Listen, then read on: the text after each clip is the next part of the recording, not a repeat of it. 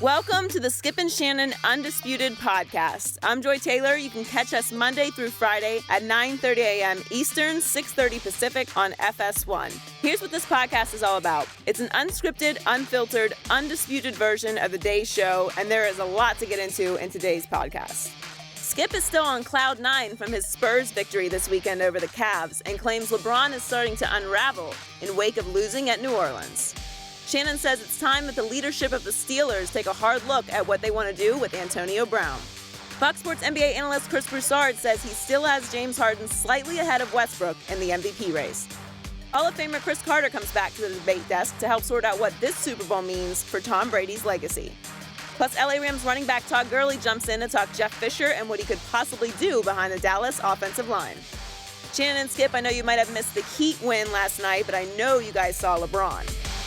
You ready for this? I'm ready, Skip. Your man is about to be on the hot seat. Oh, LeBron James. what'd he do last night? Skip? LeBron James. He had some things to say last He night. did. Yeah. He had some things he didn't do last night and Saturday night against my Spurs. Let's talk about it. Let's get it started in the NBA. LeBron James and the Cavs lost by 2 last night to the Pelicans, who were playing without Anthony Davis. LeBron had a triple-double, and Kyrie Irving had a season-high 49 points. But the Cavs still lost their 5th in the last 7 games. After the game, LeBron said the Cavs need to make a change. He said, it's like when you don't have bodies, it's tough. The bleeping grind of the regular season. We're a top-heavy team. We have a top-heavy team. We're top-heavy as bleep. It's me, Kyrie Irving, Kevin Love. It's top-heavy. I'm not singling out anybody. I'm not. Yeah, we won the championship, but bleep, you know what? Let's see if we can do something. We need a bleeping playmaker. I'm not saying you can just go find one, like you can go outside and see trees. I didn't say that. Skip, what's going on here? Shannon Sharpe, Yes. allow me to explain to you that while you're a LeBron superfan, a zealot, a fanatic, you sleep in your LeBron jammies every night. I have been closely following LeBron James since his rookie year. I'll bet I can count on maybe 2 hands the games that I haven't watched. I watch nearly every LeBron James game as a student of LeBron. I'm fascinated by him, what he does, and sometimes what he doesn't do. And in this case, I've never seen him like this before in his entire career. LeBron James, to me, is starting to come unglued. He's starting to unravel. He's starting to lose it. And I'm talking about psychologically and emotionally. And I'm not sure exactly why, but it's just so out of character for him because what I saw him do during Saturday night's game and then what he said after the game, and then what he did during the game last night and what he said, as Joy just read, after the game, after a loss at the Pelicans without Anthony Davis playing 1 minute of that game, stunned me because it's so un-LeBron James. And Saturday night during the game, I don't know if you got to see the game against my Spurs in Cleveland. All of a sudden, LeBron in the second half just went off on poor Channing Frye, who's supposed to be a really good guy and a good teammate, and he just showed him up and shamed him in front of the whole world on live national TV for making some mistake that I couldn't quite see, but whatever. Like Tom Brady does his receivers? No, I don't see that. Okay, but you go ahead. I get your point. Like Aaron Rodgers often does. This was like Aaron Rodgers times 5. Okay. And then after that game, he basically, without naming names, threw a couple of teammates under the bus, Kyrie and Tristan Thompson, for not doing what he thought they were supposed to do as they came out of a timeout in overtime, and LeBron threw that pass to nowhere. I'll get into it a little bit more in just a minute, but it was just out of character for him just to dump on them after the game for a play that he should have pulled off, I thought, by at least looking to make sure somebody was there for him to throw it to. But we'll get into that in just a second. And then last night, with 5 minutes left in the game, he drove the lane, got a pass blocked, and just went off. If we could see this on the entire team as he goes up the floor, he just went crazy, shaming everybody on the floor. Just look at this. Like, what are you guys doing? No, he like, said spread I'm so out. much better than you. But again, you can't do it. You can't keep pointing fingers and deflecting blame when the truth is, and I'll get into this Jordan more. never did that, huh?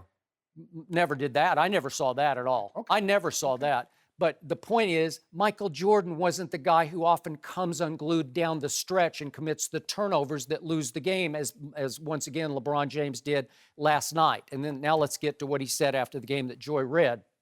In all my years of listening to LeBron, again, I have the highest regard for him. He's the best role model in sports. And I've told you this before. I've always said he's the best passer in basketball. And if any athlete can stand up to being a role model, because it's hard, because the temptations are so great, this man can.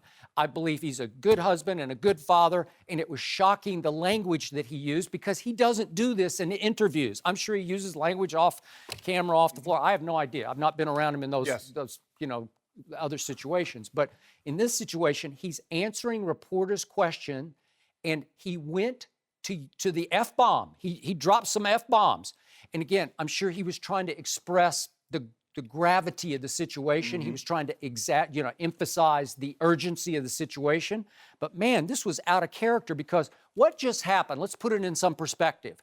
They just played 8 straight teams from the Western Conference. Aha! So they go 3-5 against the West, but they're still 2.5 games ahead of everybody in the cakewalk Eastern Conference, and they're going to cakewalk through the playoffs to the finals. Did the Warriors lose to the Heat last night? I'm not sure. Yeah, they did, but again, that's way down the road. But again, do you think LeBron's team's going to finish second in the East? Because I don't. No. And if you want to bet like 12 cases of Diet Mountain Dew right now, I'll bet that LeBron's team finishes number 1 in the East.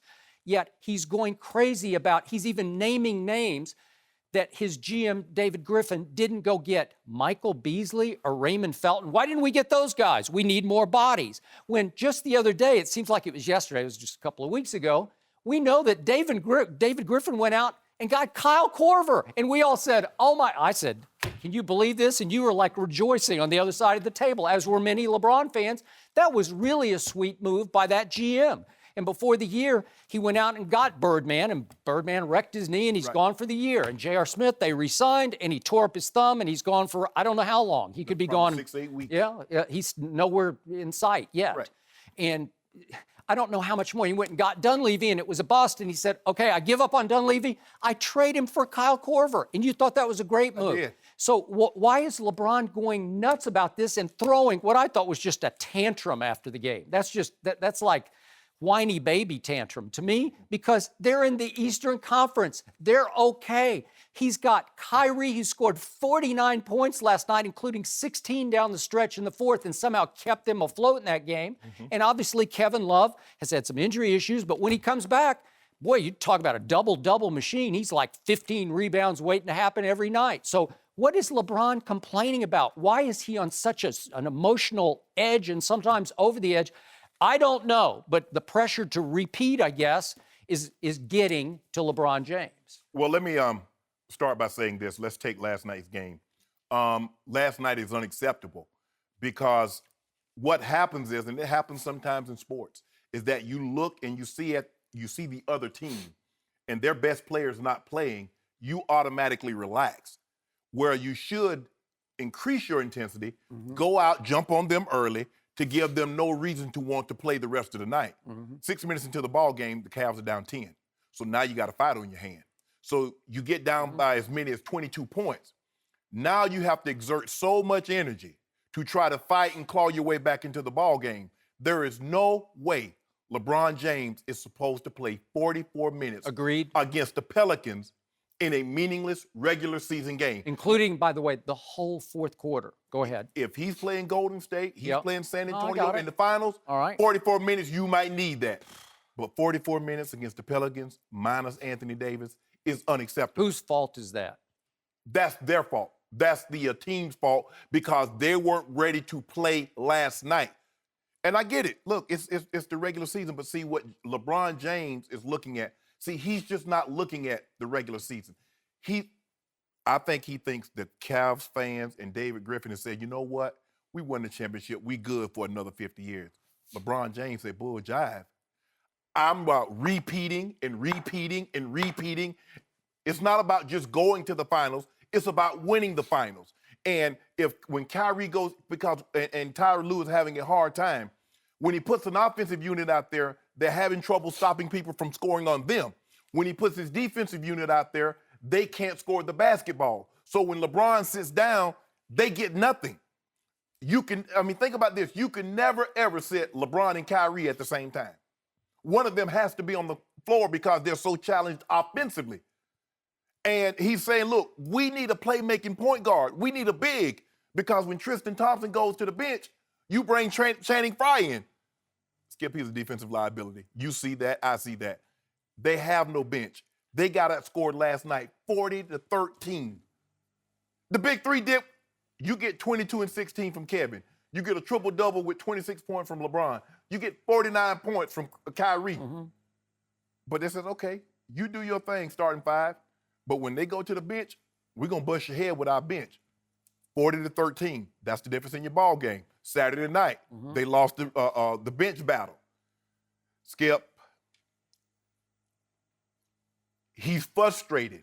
Now, he said, I've already had a conversation with David Griffin. I've gone to his office and we've sat down and had a face-to-face. He let that be known. I expect we're going to see some moves here in the next week or so. Okay, do you realize how embarrassing what you said should be to the Cavaliers? You're telling me that, that they have to have either LeBron or Kyrie on the floor. How'd you put it? One or both? Yeah. Well, how many teams have LeBron and Kyrie on them? How many NBA teams can say, we'll take that problem, right? Those are two of the best players, two of the top 5 players in the league, right? You've seen the Golden State Warriors sit Kevin Durant, Steph Curry, all at the same time. When have you seen the Cavaliers be able to sit one of those guys, both of those guys together? You can't. Because now if you don't put LeBron or Kyrie out there, where are they going to get scoring from? Where are they going to get initiating the offense from? Now you go with Sharpe, and they're trying to find a way to get Kyle Korver integrated into this offense, and it's a struggle right now. If I'm Ty Lue, Iman Shumpert is used to coming off the bench. I would return him to that role. He's starting now because when JR first went down, I think he's played pretty well. He had every game, but he's used to that.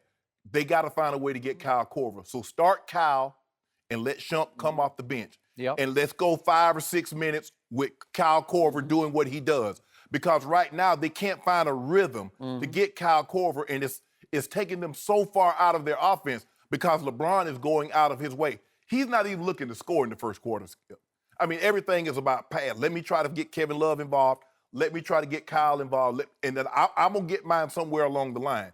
But it's taking them so far out of their offense, and they're getting down 10 points. How are you down 22 points to the Pelicans minus Anthony Davis? Okay, because they're dropping threes like it's raining They threes. didn't. Now, Terrence Jones, there's no way. Listen, I got to tell you, again, LeBron often took Terrence Jones face-to-face, head-to-head. And Terrence Jones had a career night because he matched his career high with 36 points. He also had 11 boards. But I got to tell you, head-to-head, he outplayed LeBron James because they were guarding each other a lot of the times. And I thought Terrence had his way. Now, when LeBron talked about the effing grind, maybe he's just worn out mentally and physically because it's a long grind. And when you're just waiting, all they're waiting for is Golden State in the finals again, right? Like they're looking ahead to, well, I wish the finals were here. Yeah, it's hard. It's a long grind, but every other team in the league would like to be in your position trying to get through the long grind to the finals. If Terrence Jones is going to hit those shots, you're going to have to concede them. If he's going to hit 25-foot threes, you can see. That's not Kevin Durant shooting now. He made That's not Steph Curry. He made 3 threes, right. He was hitting a bunch of outside shots. Okay, if he's going to hit that, True Holiday. Hey, if you're going to do if you're going to do what you did last night, but on a consistent, there's a reason why they're out of the playoffs in the West right now, Skip, because they don't play like that on a nightly basis, even when they have Anthony Davis in the lineup. They got hot last night. They were making shots. Monty Eunice came in and Langston Galloway and Cunningham, all those guys were making shots. Tyreek Evans, I'm like, dude, you can't shoot threes. And they were just like bombs away.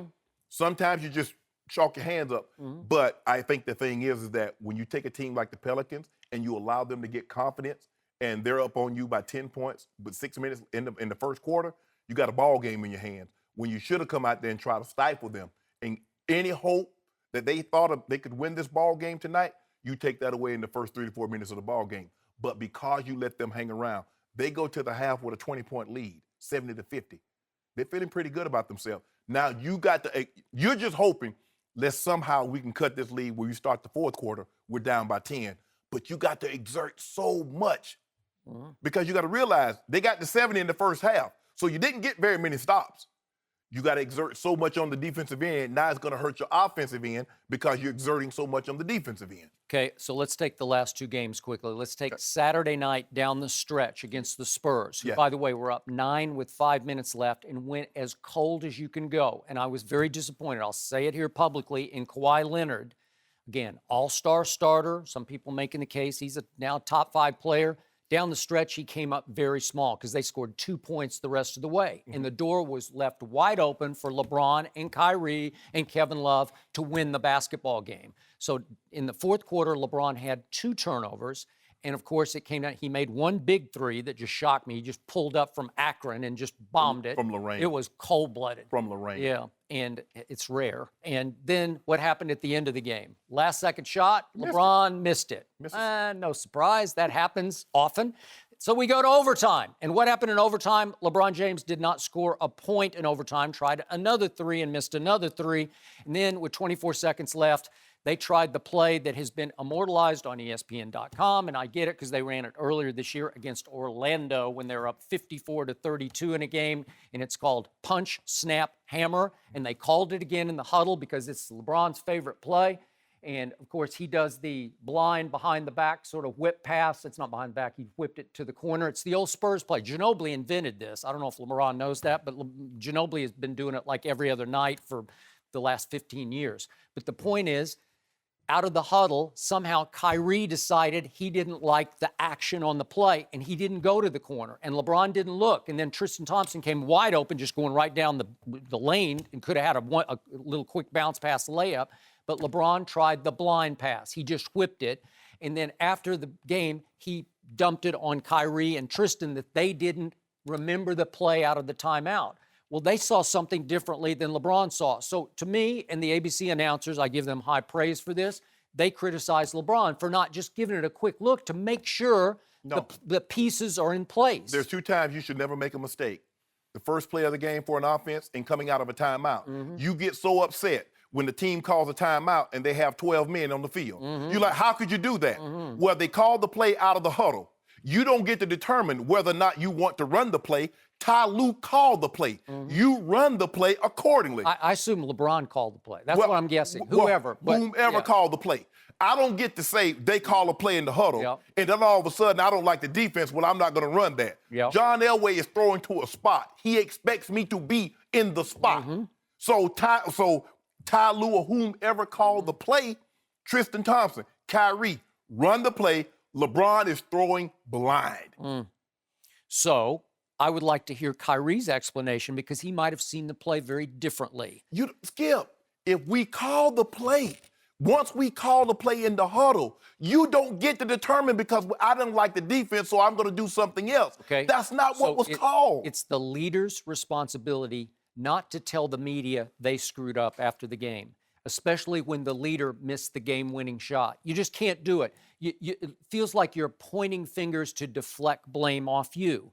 And that's how it felt to me again last night. It's very apparent. It was abundantly clear to everyone that was watching. So you want me to assume that out of a timeout, let LeBron say, you know what, I'm going to go rogue, and I'm going to throw this bounce pass and have it go out of bounds. No, it was a call play. Exactly. I don't doubt it. But again, Kyrie is seeing something differently, and Kyrie has a special gift. You always say, Uncle Drew is a bad man. He is. Last night in the fourth quarter, he was just unstoppable. He was making shots where I'd say, that's impossible. Yes. Because LeBron can't make those kind of shots. LeBron is obviously an all-time great player, but he doesn't have those gifts of that shot making. So again, I got to respect Kyrie, and his instinct kicked in, and he didn't see what LeBron thought would be seen on the play for whatever reason. Okay, so quickly, let's go to last night. So fourth quarter last night against the no AD Pelicans in New Orleans, LeBron had 3 turnovers. He had a big one with 57 seconds left, and then another one that was just terrible, if we could see that, with 29 seconds left, where he just dribbles down the lane, and they just take the ball away from him. It's a crucial possession. And you're the best player on the floor like that. That's just bad. It's bad basketball. It's where he's trying to force something. He's gotten desperate. He's playing out of character and a little bit for LeBron out of control. And that's why he went off after the game, in part because he knew he was responsible He for was. it. Yeah. He was. He didn't play well. Right. His minutes are too high, and his turnover rate are too high. He's averaging over 4 turnovers a game, which is the highest in his career. Since Christmas Day, he's averaging about 5.5 turnovers per game. So he's averaging too many minutes. His turnover rate is too high. And Kevin Love, going into last night over the last 5 to 6 games, was shooting 30% from the floor. Well, you can't win like that, because if you're not going to get bench production, the big three has to be all-time great every single night. So they're top-heavy, as LeBron said. They are. There are very few teams that have a big three to be top-heavy. You don't think the Golden State Warriors are top-heavy?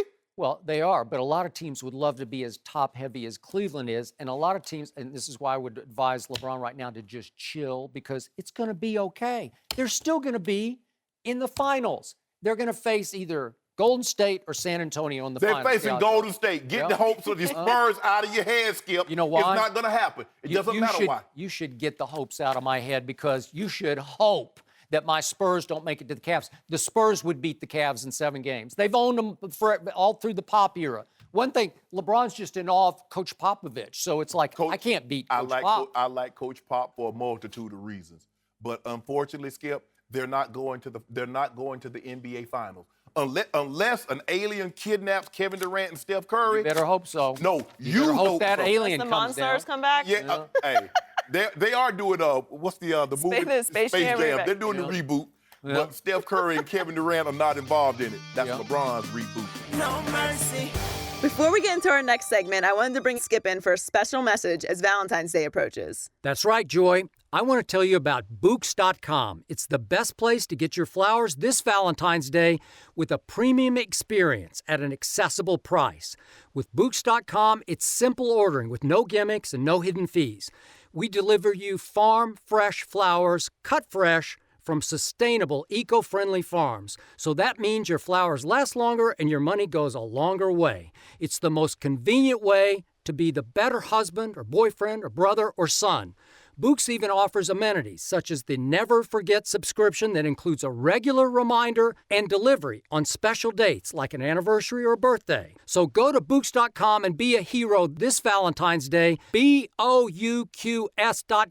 Thanks, Skip. Guys, these flowers are fantastic, and take it from me, with Valentine's Day coming up, you don't want to miss the opportunity to send them to somebody special. So to get 20% off your order with Books, use the promo code UNDISPUTED at the checkout. That's BOUQS.com. Code UNDISPUTED. Now, back to the show. No mercy. Roger Goodell was at the NFC Championship game in Atlanta on Sunday, not at Gillette Stadium, to watch Tom Brady and the Patriots advance to the Super Bowl. Brady missed the first 4 games of the year to serve a suspension for Deflategate. After Sunday's game, Brady was asked if winning the Super Bowl would be payback to the commissioner. Brady said, "I have no animosity towards anybody. I'm a very loving person. I want to win for my family, and I want to win for my teammates, my coaches, and our fans." We're joined by Chris Carter. Welcome, Chris. Good morning. Good morning. Chris, how much has Brady's legacy been tainted by Deflategate? Well, based on the question, you're asking me how much has he been tainted. So you're saying that it is tainted. Mm-hmm. And I don't necessarily agree with that. Really? Because if you look at, well, who's the judge? You know, is it the players that played the game? Some. I mean, we've had 24,000 players that have played this game in 97 years. Mm-hmm. So they do have a voice as far as legacy is concerned. Is it the pro football writers? Like, who is this? Park Avenue? Just the court of public opinion. I think that what Tom Brady has done and throughout his career, yes, people would like to say things, but last year they enshrined Brett Favre in the Hall of Fame. And Brett Favre had some things in his resume that weren't necessarily the most flattering thing. No, but nobody accused him of cheating to win games. But did that taint his legacy? Yeah. No, he was a first ballot Hall of Famer. All the former players accepted him, accepted his accolades on the field, and obviously accepted his personality and the other things that he was involved in. So I don't think this affects Tom Brady's legacy as much as we thought at the beginning. And looking at the way Tom is playing, going to an unprecedented 7th Super Bowl for a quarterback, an opportunity to win 5 Super Bowls, more than any other quarterback, and tying Charles Haley is having the most Super Bowl rings? No, because I think the most important opinion are the players that have played the game compared to the media and the court of public opinion. Mm-hmm. I mean, if you're a Hall of Famer, you've had a great career, how much do you really care about what people are going to say about you? I disagree vehemently. It's on his resume. And because he has 2 incidences that's going to be on his resume, Spygate and Deflategate. And you're not going to be able to mention, I don't care, because when you say Joe Montana, what do you say? When you say Terry Bradshaw, you say any guy that's won multiple championships, it's just like Ben. When they talk about Ben, that's going to be on his resume. Yep. When they talk about Tom Brady, because what this is, this goes to directly. Now, I believe Spygate, he benefited more from Spygate than he did Deflategate. I just think, like Watergate, the cover-up was worse than the crime because they could have handled this differently. Yes. You see Ben McAdoo. The headset communication goes out. He grabs the walkie-talkie. He starts talking, gets captured on tape. NFL calls him in and says, okay, what's going on? The headset went down. Yep. We grabbed the walkie-talkie. We were communicating. Yep. Had they asked the Patriots the very thing, Patriots, we see you talking on the walkie-talkie. What were you doing? Well, that was Boston PD. There was somebody having problems up in the club level seating, and they asked us how we should handle that. That's how they would have handled it.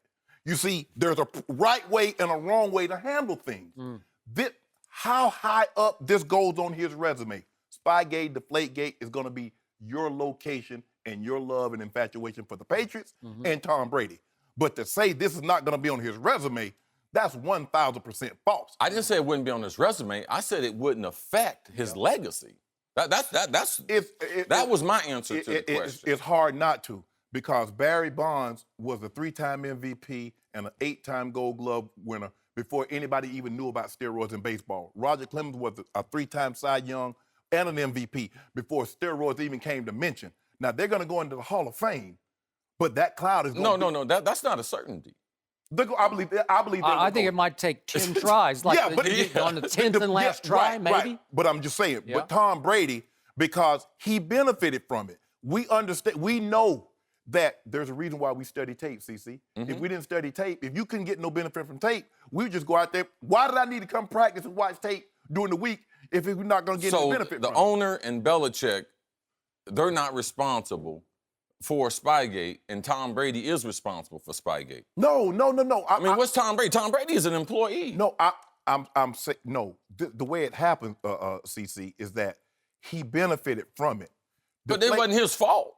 Like it wasn't like Tom came up with the plan. He did not order the plan. Right. He did not sanction it. The deflated football, Skip. Do I believe he took the air out of the balls? No. Thank you. It's hard. To me, you're in the minority on that one. It's hard for me to believe that ball boys would go rogue, CC. Absolutely. It's hard for me to believe that ball boys would go rogue and say, we're going to take air out of the pressure because we want to screw Tom Brady.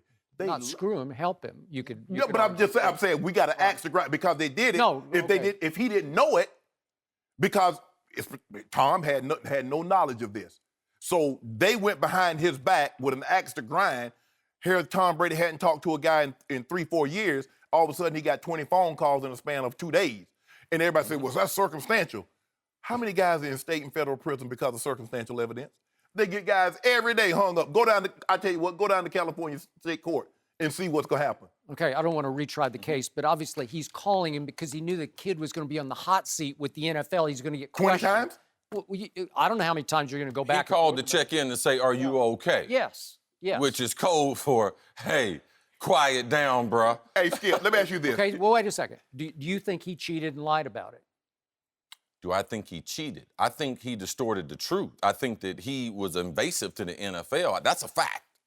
That's a fact that he was evasive as far as what the facts were in cooperating with the NFL. And you don't hold that in sort of the back of your mind, in your subconscious against him as a Hall of Famer. You don't hold that somewhat against him that he did at least play fast and loose with the rules. That he cheated. No, I don't hold that against him as far as being a Hall of Famer is going to attain his career. No. People can say that he got an advantage. Yeah, there might be a slight advantage. Does that lead to his great career? Absolutely not. No. I can't tell you how many of the ex-quarterbacks at ESPN, when I was there, condemned Tom Brady, Yeah, saying none of those guys he can absolute. throw anyway, but go Okay, ahead. well, okay, I got you. Well, You worked with all of them. yeah. You know them all. Well, But Joe they Montana and came Steve down Young hard. and Troy Aikman said de facto Yep. he ordered the code red. Yeah, okay? I think they So- can throw. To me, the bottom line here is that the people who did not like Tom, I'm talking about fans now, Yes. just out there in the public, those who didn't like Tom Brady to begin with, they fully Absolutely. believe that he Yeah. cheated and he lied about Yeah, cheating. they want to believe. Okay? Validated. And it's over, man. Yeah. It's in their heart of hearts. They'll never let that go. You can't unconvince them of that. And I, for one, I said it from the start, and I've heard this, you can say it's from friends of Brady, but I know that Brady is telling anybody in his group, I didn't know anything about this. I told him I like the footballs inflated to the lowest limit of what's legit, the lowest limit. Aaron Rodgers always said, I like mine up the top. Right. Is that wrong? No, that's just how he likes to grip the football. Well, He's there got is no bigger advantage to throwing a bigger Okay? football. But he's got bigger hands, and it just felt better in his grip. For Aaron Rodgers, he always said, I wanted mine inflated to the highest level of what's I legal. think he might have been doing that also as a little shot. A little At, shot at Brady, maybe. It could be. It could be. You could be right. But here's the thing, All though, right. Skip. If I'm a money carrier, and I'm supposed to take the money from the truck to the bank.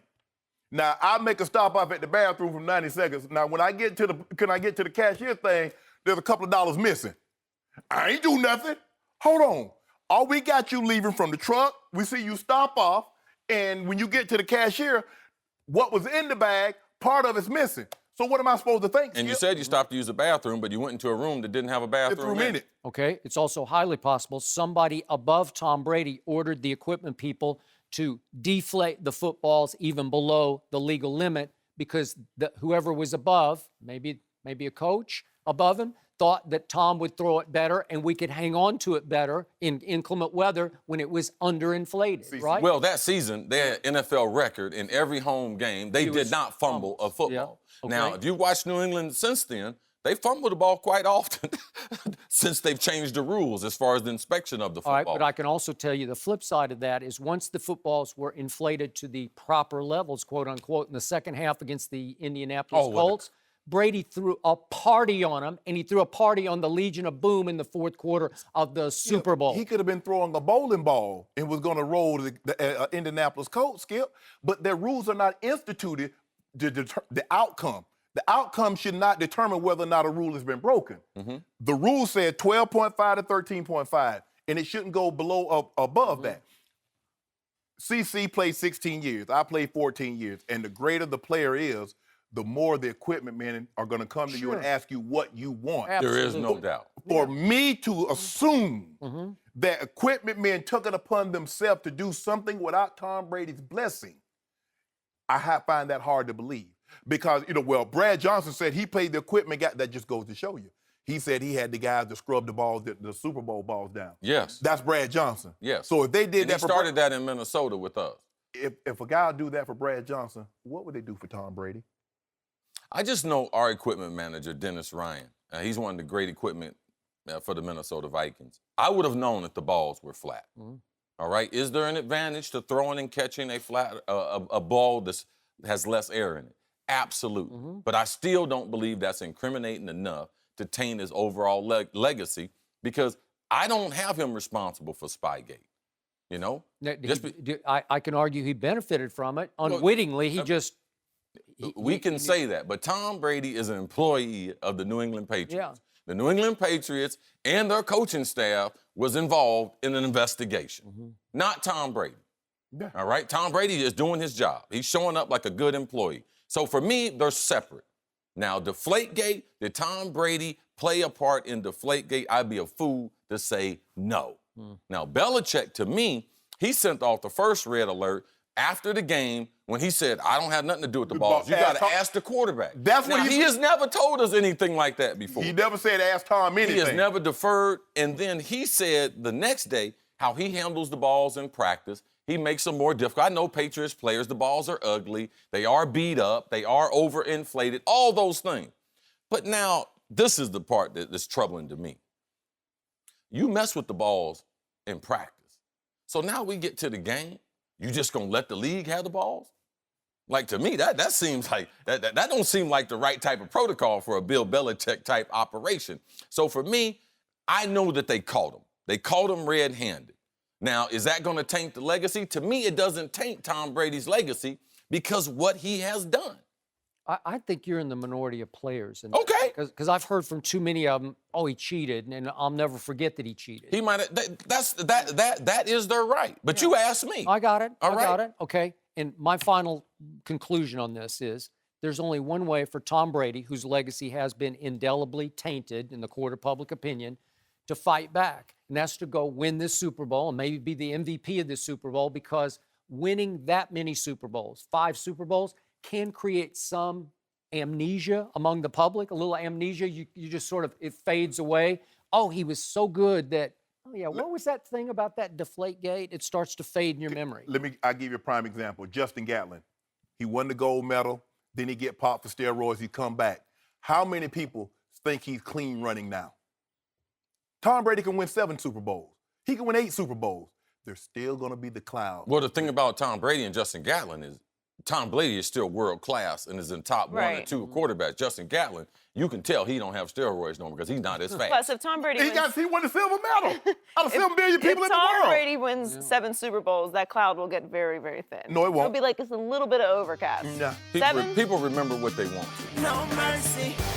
Russell Westbrook hit the game winner with just over a second left to beat the Jazz by 2 last night. Westbrook had 38 points, 10 rebounds, and 10 assists, his 22nd triple-double of the season. We're joined by Chris Broussard. Chris, did last night give Westbrook the lead in the MVP race?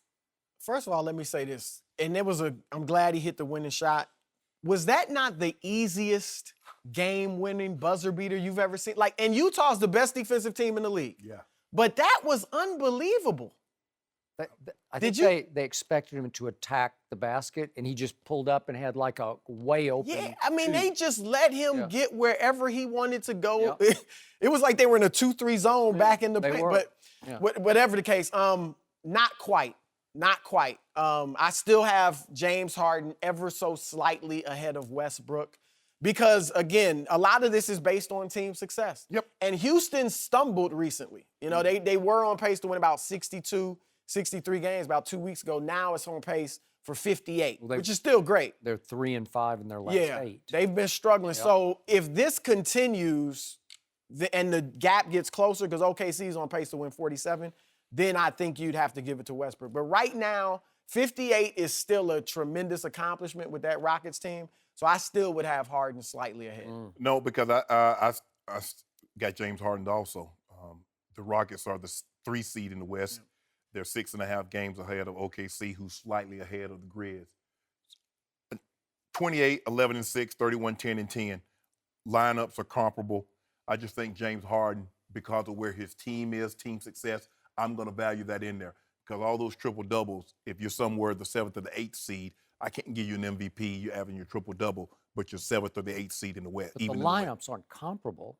I mean, James is surrounded by shooters everywhere. But they're mediocre players overall. Gordon, okay, but I mean, they do what they do. Okay, so what about Adams? What is Adams? OKC does what it does. It's not shoot threes, but it's like you said. Adams is physical and rebounds. He hadn't been. Last night was a sort of coming out game this year. I haven't seen. I don't know if he's been hurt, but he has not been a big factor for them the way he has been in the past. Enes Kanter comes off the bench and can score, but he can't defend anybody. Robertson can defend. Old Depot can do. He's not a bad sort of swing man, like a sidekick to have for Russell. But I still got Russell, 31, 11, and 10, still averaging a triple-double. I think he's going to average a triple-double for the whole year, as I said before the season started. I'm a big PER guy, player efficiency rating. Well, he's still up there. He's at 29.6. And James Harden is plunging now all the way down to 5th on that list, which he should have, because he's had a rough stretch here. Yeah. LeBron, I thought when you said James, you were talking about LeBron James, your MVP, but you're talking about James Harden. But LeBron's plunging all the way down to 12th in PER. Who's first in PER?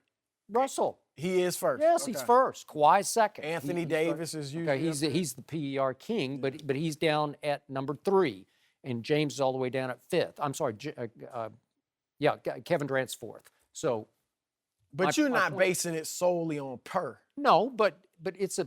it's the most telling stat. It's the equivalent of QBR that I love on rating quarterbacks in pro football. And for Russell, even that was a signature showcase game last night. I watched it from start to finish because I cannot take my eyes off Russell Westbrook. It's fun to watch. I don't care. It's the biggest solo act you've ever seen. It's complete egomania. What did he shoot? What did he shoot? 11 to 29, Skip.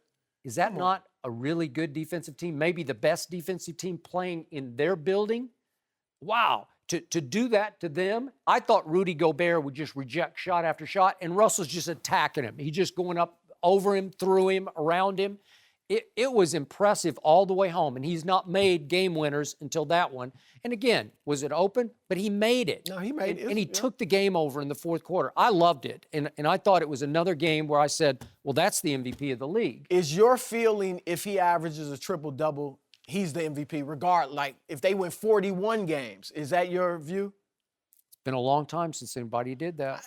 I'm not mad at that. The guy that did it still didn't win the MVP. They only won he was third. They only won 43 games. You're talking about Oscar. Oscar, Yeah, but as you have Went so out in the beautifully first round. pointed out, how many more possessions during those days? Yeah. You know, Will averaged 50 50, and 20. 26 and was second in the MVP okay, voting. but in today's NBA, to go 31, 11, and 10, and I realize he's got the greenest light in the history of green lights, where it's just his ball and his game from the start. It's almost like there's no coach.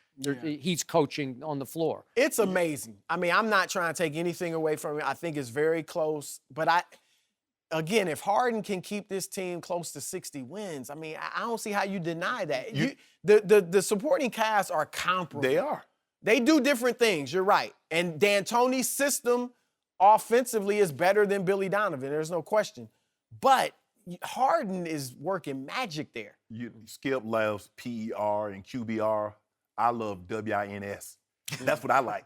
So that's how I measure any player, any team. So you can have all them QBRs and PERs. Yeah. Give me my WINS. Okay, well, I got you with 3 and 5 in the last 8 games, Mr. Harden. 3 and 5. I'm still 6.5 games ahead of you. You lost at Minnesota. You lost at Miami. I know they're a little better, but still, come on, it's James Harden. And I'm still 6.5 games Yeah. clear of you. Yeah. Well, again, I don't have much over here. I got Russell or bust.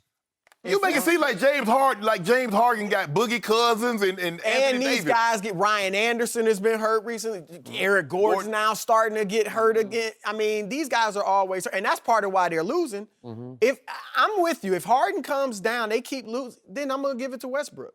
But right now, I'd still have Harden. I think it's over. Russell Westbrook. Oh, come on. He is on pace to finish before you. LeBron still got a shot. Don't worry. He still got doesn't have a shot. He got, look, a big second half. Wait, wait a second. He does lead the league in finger pointing. I'll give you that. That's a big one.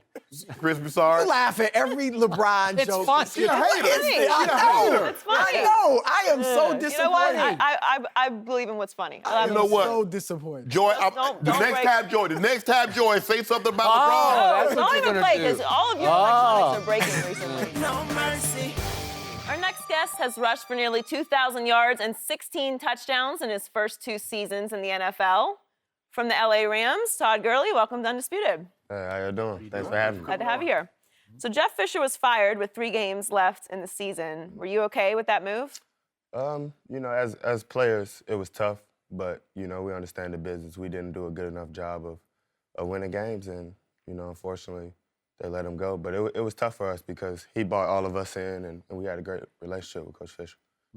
So how closely did you follow Ezekiel Elliott's rise and prominence leading the league in rushing this year? Oh, I followed a lot. I mean, So you came in with the same sort of hoopla and expectations and got off to a good start last year, rough year. So when you look from a distance at Zeke, is that about him or also about his line? I mean, obviously, you have to give credit to the guy. I mean, he's obviously running the ball, but, you know, he has a great O-line as well. But at the end of the day, I mean, he's still out there running the ball. He's still doing, you know, spin moves, stiff arming, hurdling defender. So, you know, you still have to give credit to him as well. So do you think you could have done that behind the Cowboy offensive line? I mean, I don't know. I'm not in that situation, so I couldn't tell you. But, you know. You'd like to be in that situation. Or have an offensive line like that, huh? I mean, every running back would. I mean, obviously, you got some great offensive linemen. There's like 3 Pro Bowlers, so I mean, All-Pro. Yeah, so. How difficult was it for you? You're Offensive Rookie of the Year. You go to the Pro Bowl, and everybody says, well, Todd Gurley fell off the map. You struggle because of the inconsistency in your offensive line. How difficult was your second year compared to your first? It was very difficult. This probably was like my worst playing year in my career. So, just trying to stay focused and just trying to week after week, even though it's not happening, just stay positive about everything, keep working hard, and just say, this is my week. It's week 13. I haven't came yet, but just trying to stay positive and try to finish strong. You were very outspoken. You said your offense were junior high schoolish or middle schoolish. I think you used something to that effect. Why were you so outspoken or so upset with the inconsistency with your offense? Just the mistakes we was making. I mean, we practiced as much as any other team. We had meetings as much as any other team. And when we go out there, it was just turnovers, mental mistakes from everybody, even including myself. So I feel like that's one thing we just have to change next year and just get right.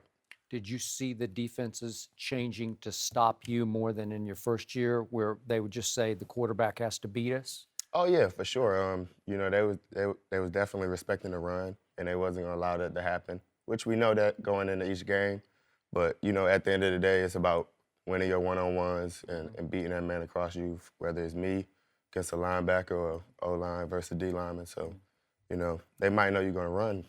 They know Zeke's gonna run the ball, but at the end of the day, he's still gonna get that yard. So you two have broken the recent mold, because the pre-draft theme has been devalue the running back. You can get them anywhere. Back to your guy with Terrell Davis was what, sixth round? That you can find. They're a dime a dozen. You can just find some guy in the 4th, 5th, 6th round and win with them.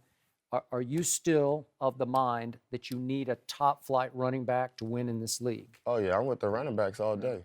I believe in the running back position. Obviously, it's guys like Jordan Howard, who I don't know if he was undrafted, but he's second in the lead in rushing. And, but you got guys like Zeke, who went number 4 in the draft, and guys like me that went number 10. So, it's great talent out there either way. You're going to get a guy that's going to work hard, but I still believe in the running back position in the first round for sure. You're the Rams come to town this year. Now you get another team coming to L.A., the San Diego Chargers. Is L.A. big enough for 2 teams? Yeah, it's big enough for 2 baseball and basketball teams. Why not football? We just gotta bring some wins. That's one thing L.A. don't play about. They want their wins. Mm-hmm. Well, before we let you go, tell us a little bit about what you're doing with Gillette. I'm here teaming up with Gillette. Brought you guys some thank you. deodorant. All right. Here teaming up with Gillette for the Gillette Clinical Clear Gel. Goes on clear, no white marks. I thought you were bringing some razors. I didn't know Gillette. Yeah, man. Well, you get sweaty up here. You were complaining about it being hot up here earlier. And they're giving away a stress-free trip to the Super Bowl. So you going to apply it right now? No. I'm just checking it out. You didn't know that, man? No, I didn't know anything. It's perfect. That's exactly perfect gift. He was complaining about sweating up here earlier. Exactly. It does smell like shower. It does smell like a shower. Now you're dry and cool for the rest of the day. Exactly. You don't have to mess up that suit. No mercy. On Sunday, Antonio Brown did not speak to the media after the Steelers lost in the AFC Championship game to the Patriots. This came after Brown was fined $10,000 by the Steelers last week after he filmed Mike Tomlin's post-game speech on Facebook Live. Skip, what does this say about Antonio that he didn't talk to the media? Didn't surprise me a bit. It's who he is, and I think always was and will be. But he did a great job of hiding it for a long time. He really did. Yeah, they did a great job of hiding it. Yep. But you've been really cutting edge on this, where you've said, well, wait a second, we thought he was this receiver, but he's really just all the other receivers, Correct. Right? Yep. And I can't get the commercial out of my head, because every time I look up, he's singing in the Madden commercial. And I can't stop my end zone dancing moves. I keep hearing that line now. I got it stuck in my head. And that's who he is, because he's all about AB improving that brand. So I'm going to go quickly a little bigger picture here. I read quotes yesterday from Mike Mitchell, the safety, that you harshly criticized here and rightfully criticized for biting on the flea flicker. And he said, well, we didn't practice against flea flicker. We weren't aware that could be part of the game plan. We knew they did some trick plays, but not the flea flicker. And I'm sure you would scoff at that, because the Patriots have run it before they ran it against Baltimore this year. They ran it against the Steelers in 2009. 2009. So that was during the Tomlin regime. Correct. And then Bud Dupree said we weren't ready for the no huddle at that pace and to that extreme. Really? Well, they've been doing it on and off all year. They'll just suddenly go, fast forward, no huddle. Right. And then little Artie Burns talked about, hey, we had no idea that Chris Hogan could do that to us because we weren't expecting him to go off the way he did. And all these are shots at the coaching staff. Yeah. And also a bigger shot at the head coach, Mike Tomlin. Absolutely. And I can't get out of my head. I told you the morning after it happened, what Antonio did to his head coach, Mike Tomlin, by going live on Facebook in the locker room.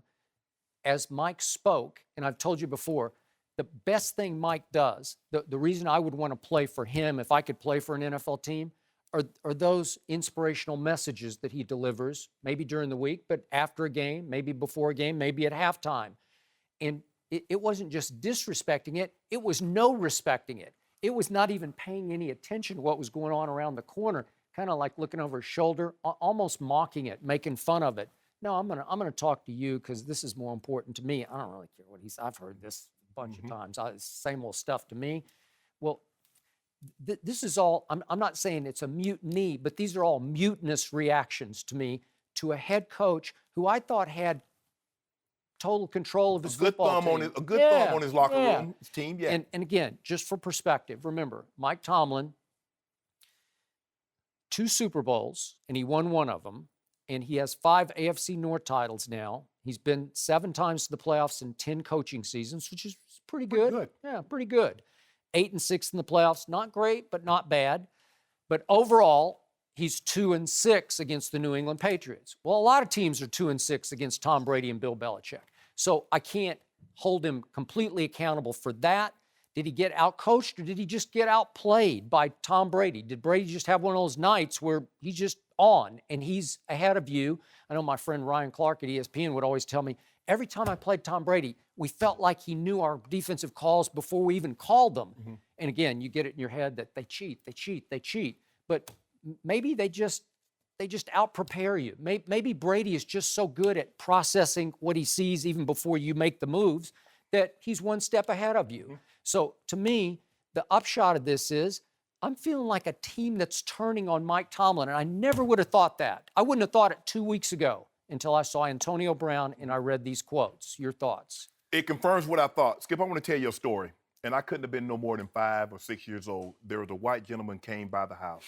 And my sister, my brother, obviously they're older than I, and all my cousins were there.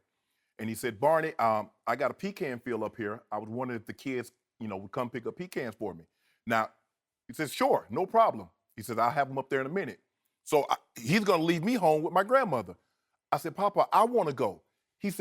I said, I'm a hard worker. He says, I'm going to take you. He said, but don't tell me you're a hard worker. Show me you're a hard worker. Okay. See, Antonio Brown wants to tell you he's not a selfish player. Show me you're not selfish. Your actions speaks louder than the words you will ever say.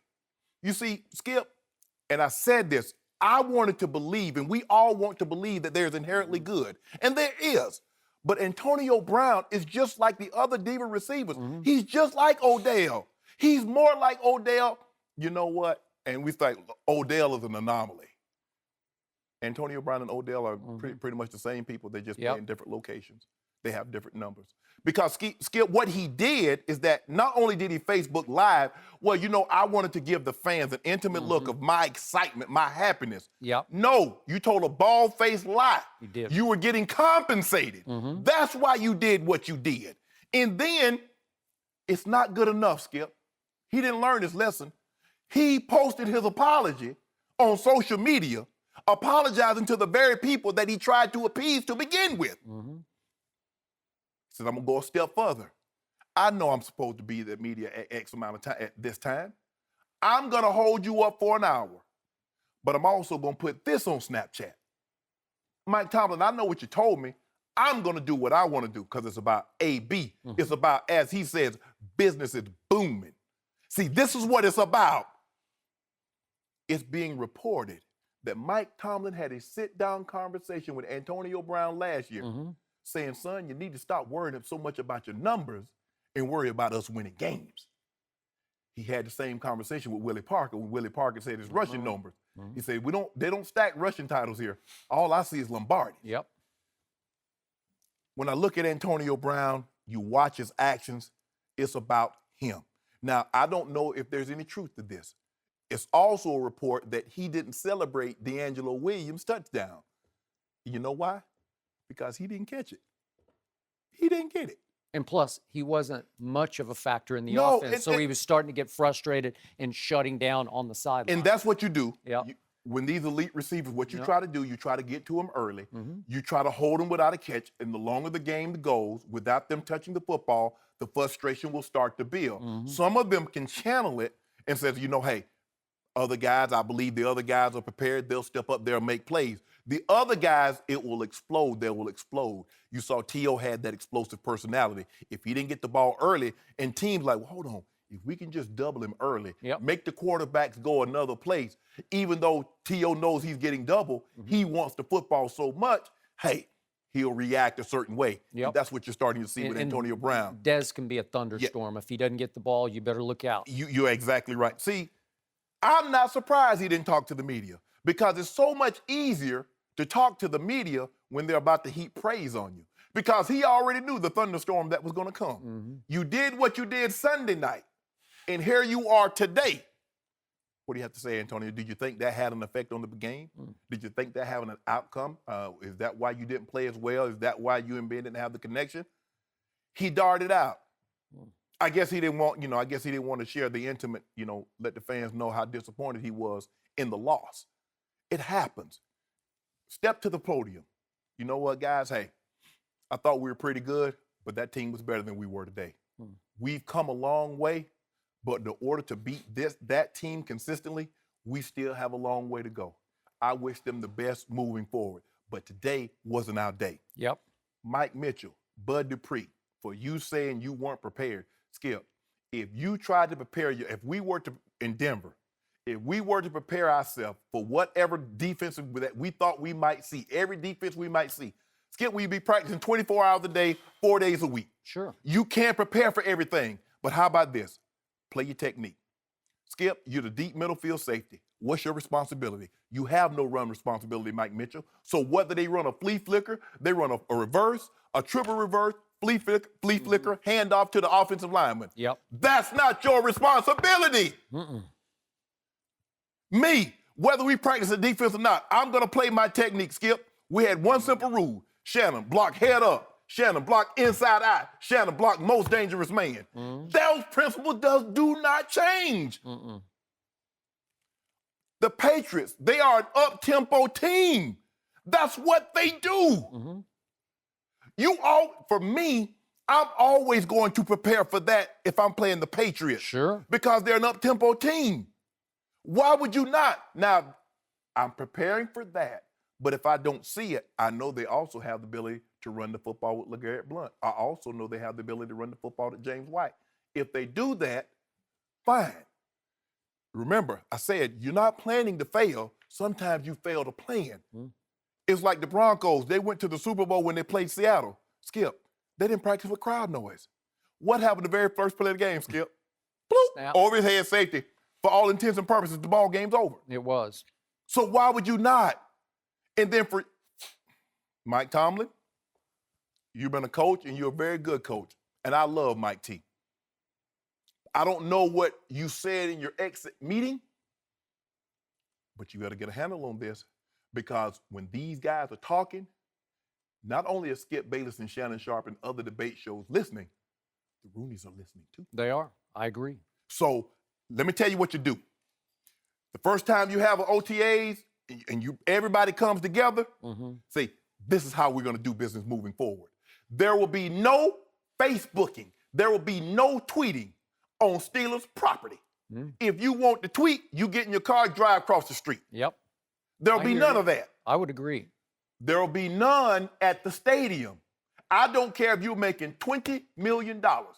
And you know what? That contract, if I'm Mike Tomlin, I go upstairs to the Roonies and I say, you know, that contract, the extension that we're about to give Antonio Brown, I think we should hold off because I'm not going to reward negative behavior.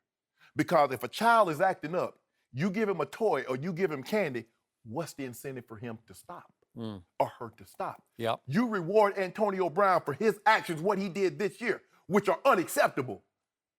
You give the man $30, $40 million guaranteed, and he displayed this behavior this year. Yep.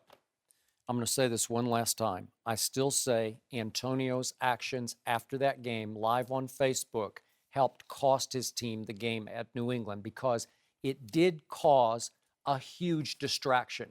And I say this, and sometimes you and Chris Carter just scoff at me, but the one thing I know about winning Super Bowls is you have to be unified. You were on 3 teams that were close-knit and together. Even if you didn't like everybody in the locker room, you did this when it was time to pull together. And in this case, that helped fracture the unity just a little bit. That was a crack in the foundation of the Pittsburgh Steelers. And it sort of like opened the floodgates, and now everybody's kind of going Antonio Brown on Mike Tomlin. It's like he set the new tone for the Steelers. But Skip, look at their defense. Yeah. Are you groveling? Or is there somebody on that defense you must have? Who's that must-have guy that you say, Skip, I got to have him? As a talent? Yes. Shazier is pretty talented. And Bud Dupree, I've seen flashes where I say, wow, that's a talent. But do they know how to play? When you look at it. Shazier, I'll take Shazier. He's a Pro Bowl talent. Yeah. He plays hard every game. Timmons, he's a thumper. He plays his responsibility. He's not fleet of foot. He's more of a run stuffer than a pass. Yeah. But look at this corners. Look at the safeties. There's nobody that you must have over there other than Shazier. Nope.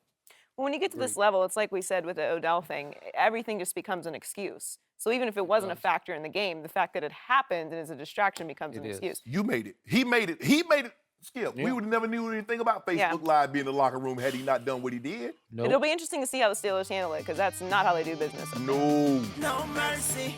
This is the Skip and Shannon Undisputed podcast, where we're delivering you an unscripted, unfiltered, undisputed version of the biggest topics of the day's show. Be sure to subscribe to the podcast on iTunes, like us on Facebook at Undisputed on FS1, follow on Twitter at Undisputed, and catch us at 9:30 a.m. Eastern, 6:30 Pacific, Monday through Friday on FS1. You can find us on channel 219 on DirecTV, 150 on Dish. Thanks for listening, everyone. I'm your host, Joy Taylor. That's it for us today. We'll be back tomorrow with our friends Rob Parker, Eric Mangini, and Chris Carter to help us break down all the possibilities in Super Bowl 51. We'll talk to you then.